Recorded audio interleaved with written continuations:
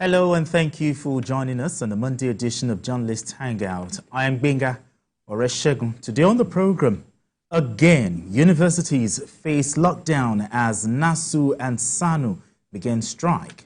Businesses and others suffer setback nationwide amid blackout as 19 northern governors meet with defense chief, traditional rulers over insecurity and power outage.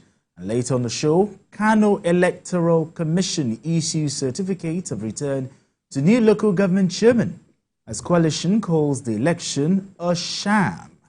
I'll be hanging out with Mojid Jamiu and Emeka Madunagu. Journalist Hangout starts right now.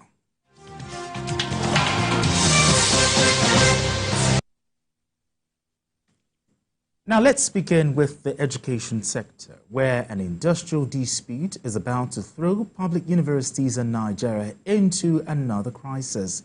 Now this is because the Joint Action Committee of Non-Academic Staff Union of Educational and Associated Institutions, NASU, and the Senior Staff Association of Nigerian Universities, SSANU, began a nationwide strike this Monday. The university unions vowed to shut down activities in universities across the country indefinitely. A statement by the national president of SSANU, Mohammed Ibrahim, and the general secretary of NASU, Peters Adeyemi, said the ultimatum it gave the federal government over its withheld salaries expired on Sunday. The unions are demanding the payment of their 4-month withheld salaries, improved remuneration, earned allowances, and implementation of the 2009 agreements with the federal government. All right, let's bring the conversation home. I'll start with Majid. Run us through why NASU and SSANU have decided that, yes, it is time for industrial action. What are the issues here? Yeah, this time around, ASU is not involved. So but we still can't take that away because they baby, because they were talking about, when they went on strike during the Buhari regime, and in August 2022, it was agreed that they will call off that strike. So then the Buhari government then activated the no work, no pay policy.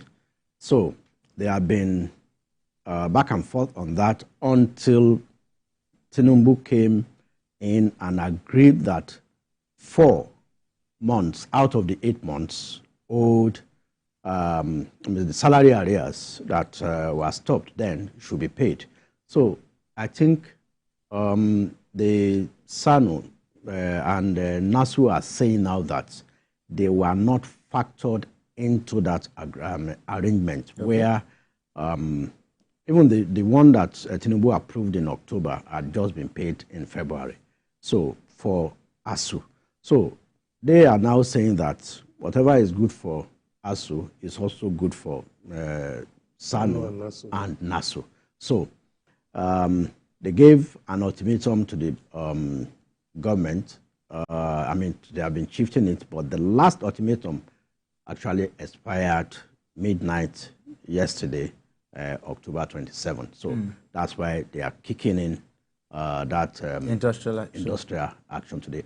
But I believe that they ought to have tarried a while, especially given the fact that we now have Alausa, who just took over as Minister of Education. They ought to have given him that latitude to, because he said he was Minister of State for Health. The former Education Minister was kicked out in that reshuffle that happened on Wednesday. So I expect that, or rather plead with SSANU and NASU to hold their sword or sheath their sword and allow a dialogue with the new education minister, which is one of the reasons why the former minister was removed, is handling... Because of the way he handled activities, especially with the workers in the tertiary institutions. It's one of the reasons why he was removed. So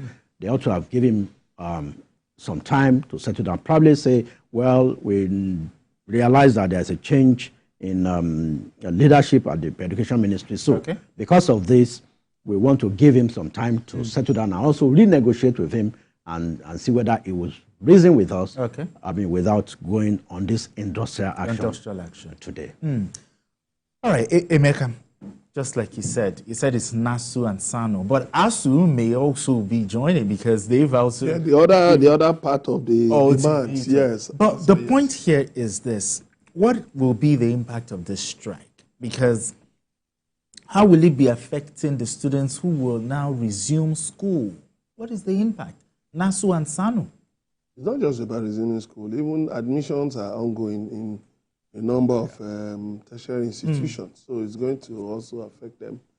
You know, I think it's really unfortunate that President Bola Tinubu chose Dr. Tahir Mamman to head the Education Ministry. It was a big tragedy. It was a tragedy, honestly. I think it was an error. It was not just an error at least. It was a tragedy because key issues in the education sector were neglected. His handling of crisis, even in some educational institutions, left much to be desired. His handling of crisis in some of those institutions actually even worsened the situation. And so, he concerned himself more with a mundane issue about age of admission, something that is already enshrined in the educational policy. If there's going to be a change, it will come about through a public hearing at the National Assembly. There's been a change. Whatever you're going to do, we'll have to go to the National Assembly, and there has to be a public hearing. You cannot just, be making adjustments to a serious issue like based on press statements. Now, the issues on ground have come a long way since 2009. When these people went on strike, the former president, Muhammadu Buhari, refused to do anything about it. He was so adamant. Even when the Minister of Education then, Adamu, begged this man. You see, leadership, we need to have leaders who have who have empathy. Unfortunately, Nigeria has very few of such people. They don't care if the people die. They don't care what happens to the people because of ego. You put ego above the lives, the well-being of people.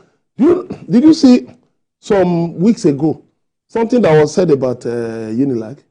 That some of the lecturers were rushing to apply for, was it at 5,000 or something, for this to be able to benefit from this Onja Eco of Lagos State, the policy of that initiative, by Lagos State Governor Baoje Sanwo-Olu, to borrow just mega sums because they didn't have the money to benefit from Onja-Eco.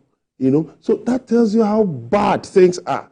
It's a crisis situation. Look at the number of lecturers that are said to have died in ATBU in Bauchi. Name it. Lecturers are suffering. NASU, SSANU, they also have families. They also go to the market. Things have become more expensive. A kg of LPG now is 1,004 in Lagos. In the east, in the southeast, it's 1,008.